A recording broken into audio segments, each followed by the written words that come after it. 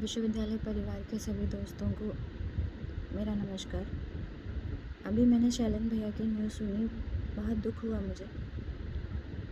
जैसा कि आप सभी को पता है कि मैंने भी अभी कोविड से खुद को रिकवर किया है, तो मुझे लगा कि मुझे अपने अनुभव आप सभी के साथ शेयर करने चाहिए। कहीं ना कहीं हो सकता है कुछ बातों से आप लोगों को बहुत मदद मिले।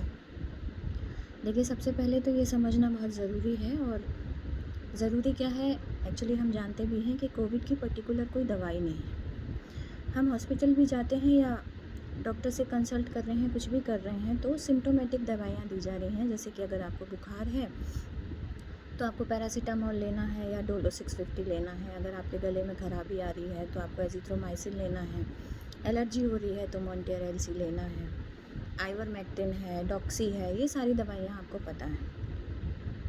तो ये जो दवाइयाँ दी जा रही हैं ये सभी सिम्टोमेटिक हैं, आपको पता है।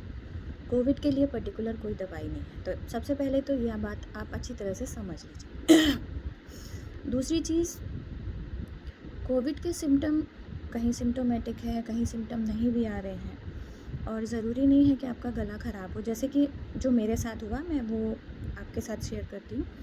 9 तारीख को मैंने वैक्सीन लिया था और 14 तारीख से मुझे बुखार आ रहा था। तो पहले सबने कहा कि वैक्सीन लेने के बाद 2-3 दिन बुखार आता है, तो 2-3 दिन मैंने पैरासीटामोल लिया। और दूसरा क्या होता है कि वैक्सीन लेने पर ये भी कहते हैं कि भाई आपको कम से कम 1 वीक तक एंटीबायोटिक नहीं लेना, सिंपल पैरासीटामोल लेना है। तो मैंने कोई एंटीबायोटिक भी नहीं ली। लेकिन 2-3 दिन जब हो गए मुझे बुखार आते आते, तो वही 99-100 शुरू में हल्का रहता है। जब मेरा बुखार बढ़ने लगा, 100 से ऊपर जाने लगा, 101 पहुंचा, तो मुझे लगा नहीं, अब कुछ गड़बड़ है करके। तो मैंने तुरंत डॉक्टर से सलाह ली और उनके कहने से मैंने वही डोलो 650 लिया जब भी बुखार आया तो। और दूसरा एक एजिथ्रोमाइसिन उन्होंने मुझे बताई थी, और रात को मॉन्टेयर एलसी और आइवरमेक्टिन भी था उसमें। अच्छा, दवाइयाँ ये तो मुझे डॉक्टर ने बताई थी, तो बिना डॉक्टर से कंसल्ट किए दवाइयाँ नहीं लेनी है आपको। जो मैंने ली थी वो मैंने आपसे शेयर की। दवाइयाँ लेने के पहले एक बार बहुत हमको ध्यान रखना है कि जैसे ही हमको पता चलता है हमको कोविड हो गया, सबसे पहले तो हम एकदम पैनिक कर जाते हैं, कोविड हो गया। बस ये लगता है कि नहीं, अब तो बस हमारा नंबर है, पता नहीं हम बचेंगे नहीं बचेंगे। तो इस थॉट को निकाल दीजिए। कोविड से ठीक होने वालों की संख्या ज़्यादा है। तो आनन फानन में हम क्या करते हैं, डॉक्टर ने हमको सजेस्ट कर दी तो हमने तुरंत एंटीबायोटिक खा लिया। एंटीबायोटिक जो होता है वो बहुत हैवी होता है। कई बार ऐसा होता है कि हमारी बॉडी उसके साथ कोप अप नहीं कर पाती है, तो लूज़ मोशंस हो जाते हैं। और अगर आपको लूज़ मोशन हो गए तो आपको वीकनेस बढ़ जाएगी। तो आपको ये बहुत ध्यान रखना है कि एंटीबायोटिक लेने के पहले हमको सुबह खाली पेट कोई ना कोई एंटा एसिड, जैसे पेंटॉप डीएसआर है या रेक्सोएल है, इस तरह की कोई ना कोई टैबलेट हमको ज़रूर लेनी है।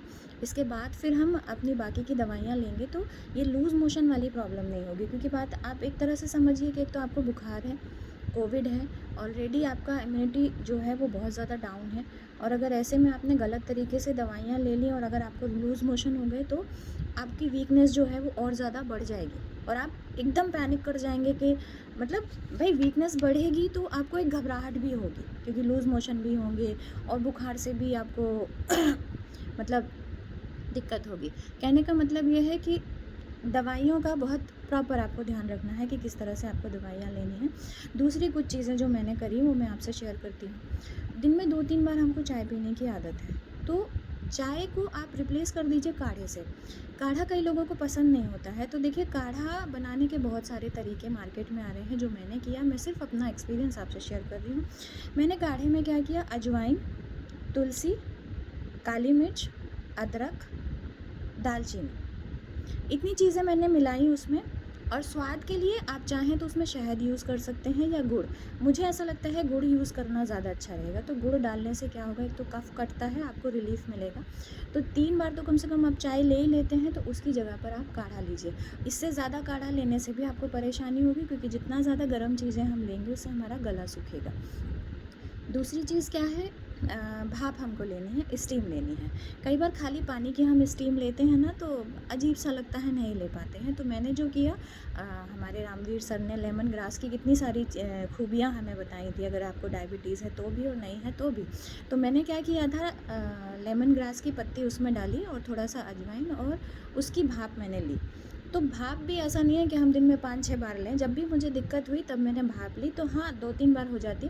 सोने के पहले आपको भाप ज़रूर लेना है और गार्गल करना है, ताकि आपका ये वाला हिस्सा जो है ये क्लीन रहे और आपको आसानी रहे। दूसरी चीज़, जो ऑक्सीजन लेवल की बात हो रही है, मैं वो भी आपसे शेयर करूं कि ये व्हाट्सएप में कई सारी चीज़ें आती हैं जो वास्तव में बहुत काम की होती हैं। उसमें एक बताया था कि अगर ऑक्सीजन लेवल आपका डाउन हो जाता है तो आप तकिया रख के उल्टे लेट जाइए। एक तकिया आपको यहाँ लगाना है, एक थाइस के उधर लगाना है और एक पैर के उधर। आप उल्टे लेट जाइए, आपका ऑक्सीजन लेवल जो है उसमें काफ़ी कुछ सुधार आ जाएगा। तो ये मेरा आजमाया हुआ है, मैंने किया इस चीज़ को, इसलिए मुझे लगता है कि ये काफ़ी कारगर रहा। ऐसा नहीं है कि मेरी हालत ख़राब नहीं हुई। जब 4-5 दिन बुखार धीमे धीमे रहा, उसके बाद के जो 4-5 दिन होते हैं वो बहुत क्रुशियल होते हैं। उसमें मेरा टेम्परेचर भी बहुत ज़्यादा था और हालत भी ख़राब थी, लेकिन मैंने प्रॉपर मेडिटेशन लिया। सबसे बड़ी चीज़, आपको एक चीज़ और ध्यान रखना है कि आपको पैनिक नहीं करना है, क्योंकि पैनिक करने से ऑक्सीजन लेवल डाउन होता है। जितना ज़्यादा आप सोचेंगे, अरे मुझे कुछ हो गया तो परिवार का क्या, मत सोचिए। आप दूसरे डायरेक्शन में सोचिए, मुझे ठीक होना है, अभी मुझे अपने परिवार के लिए ये और करना है, अभी जाने का समय नहीं है मेरा। तो पॉजिटिव चीज़ें, न्यूज़ देखना बंद कर दीजिए। न्यूज़ में बहुत नेगेटिव चीज़ें आ रही हैं, न्यूज़ मत देखिए, क्योंकि उस वक्त आपकी तबीयत ख़राब है, नेगेटिव चीज़ें आपके यहाँ पर इफ़ेक्ट डालेंगे। दूसरी चीज़, आपको व्हाट्सएप ग्रुप वो भी नहीं देखना है। आपको बिल्कुल नेगेटिव चीज़ों से दूर रहना है। किसकी क्या खबर आ रही है हम बाद में देख लेंगे, इन चीज़ों को अपने से दूर रखिए। हाँ, दूध या दूध से बनी हुई चीज़ें मत लीजिए, क्योंकि उससे कफ बनता है। इसलिए भी चाय को अलग कर देना बहुत अच्छा रहता है, हमको उससे कई तरह के फ़ायदे होते हैं। ठीक है, फिर इसके बाद, हाँ, स्टीम मैंने आपको बता दिया। हाँ, प्रॉपर फूड लेना है। एक चीज़ और आपको ध्यान रखना है कि खाने में ऐसी चीज़ें लेनी है जिससे हमको एनर्जी मिले। जिनको शुगर की प्रॉब्लम है उनको कार्बोहाइड्रेट कम लेना है। ग्लूटेन फ्री बता रहे हैं, लेकिन मैंने नॉर्मल खाना खाया। आपको नॉर्मल खाना खाना, इस तरह से खाना लेना है, लिक्विड ज़्यादा लेना है आपको, खाना भी हल्का फुल्का लेना है, ताकि आपके पेट को डाइजेशन के लिए अलग से एनर्जी ना लगानी पड़े। आपको फ्री रखना है सिर्फ इस बीमारी से फाइट करने के लिए। ठीक है, इसके बाद हाँ, एंटासिड भी मैंने आपको बता दिया। हाँ, सबसे बड़ी चीज़ एक बात मैं आपको बता दूं कि पेशेंट से हमको दूरी ज़रूर रखनी है, लेकिन साथ में हमको ये ध्यान रखना है कि जो बीमार है वो हमारा अपना है ना। तो जैसे हम पहले ध्यान रखते थे वैसे ही हमको ध्यान रखना है। बस ध्यान क्या रखना है, डबल मास्क लगा करके प्रॉपर मेडिसिन उसका जब जब देने का टाइम है हमको वो देना है, जब जब खाना देना है वो देना है।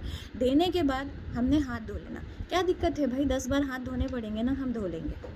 मत आलस करो कुछ दिन, 10 बार हाथ धोने हैं हम धो लेंगे। डबल मास्क लगा के जाना पड़ेगा, हम चले जाएंगे, लेकिन हम पेशेंट को अकेला भी नहीं छोड़ेंगे। उसको ये फील नहीं होना चाहिए कि मेरा परिवार मेरे आसपास नहीं है। एक बहुत बड़ी चीज़ मैं आपको बता दूं कि जब मेरी तबीयत बहुत ज़्यादा ख़राब थी, पेशेंट को सबसे ज़्यादा डर रात में लगता है। रात में वो बहुत अकेला फील करता है, क्योंकि पूरे दिन बिस्तर पर पड़े पड़े दवाइयाँ खा के सोते ही रहते हैं। रात को नींद नहीं आती, हमें नींद नहीं आती, लेकिन बाकी परिवार वालों को नींद आती है, डॉक्टर्स को नींद आती है, कुछ भी हो। हमको जब आसपास कोई दिखाई नहीं देता उस वक्त घबराहट होती कि अगर अभी इस वक्त मेरे साथ कुछ हो गया तो कौन देखेगा। तो सबसे ज़्यादा ध्यान आपको रात को रखना है पेशेंट का। उसको अकेला नहीं छोड़ना, कहीं तो नहीं जाना पड़ रहा, कुछ तो नहीं करना पड़ रहा। अरे थोड़ा लेट सो लेंगे, 3 बजे सो लेंगे, उसको सो जाने दीजिए। जब वो सुकून से सो जाए तब आप अपनी नींद ले लीजिए। दूरी बना के रखिए, लेकिन उसको नज़र आते रहिए। उसको अपने परिवार के लोग नज़र आएंगे। परिवार से ज़्यादा पॉजिटिविटी कोई नहीं दे सकता, उनसे बड़ा मोरल सपोर्ट और कोई नहीं होता, ये ध्यान रखिएगा। तो डर के भागना नहीं है, कोविड खा नहीं जाएगा। कोविड से सब ठीक भी हो रहे हैं। ठीक होना हमारे अपने ऊपर है, हमारे यहाँ के विल पावर पे। अपने आप को स्ट्रांग बनाइए। आपके दिमाग में इतनी ताकत है कि वो किसी भी बीमारी से आपको ठीक कर सकता है। पैनिक मत होइए, परिवार को अकेला मत छोड़िए, बिल्कुल एक नॉर्मल बीमारी की तरह ट्रीट करिए, प्रिकॉशंस के साथ, अपना ध्यान रखते हुए और अपने परिवार का ध्यान रखते हुए। बाकी मैंने पहले ही कह दिया, न्यूज़ से दूर रहिए, एंटरटेनमेंट की चीज़ें देखिए, फ़नी वीडियोस देखिए। मैंने छोटे छोटे बच्चों के फ़नी वीडियोस देखे। जब भी मुझे परेशानी होती थी तो मैं फ़नी वीडियोस देखती थी और बस मस्त रहिए, अपने आप को खुश रखिए। तो मेरे ख़्याल से अगर आप इन सारी चीज़ों को फ़ॉलो करेंगे, तो बहुत हद तक हम लोगों को पैनिक होने से बचा सकते हैं। और अगर हमने पैनिक होने से बचा लिया और प्रॉपर मेडिसिन्स लेते रहे, तो हम अपनों को बचा ले जाएँगे। विश्वास रखिए, हम अपनों को बचा ले जाएँगे।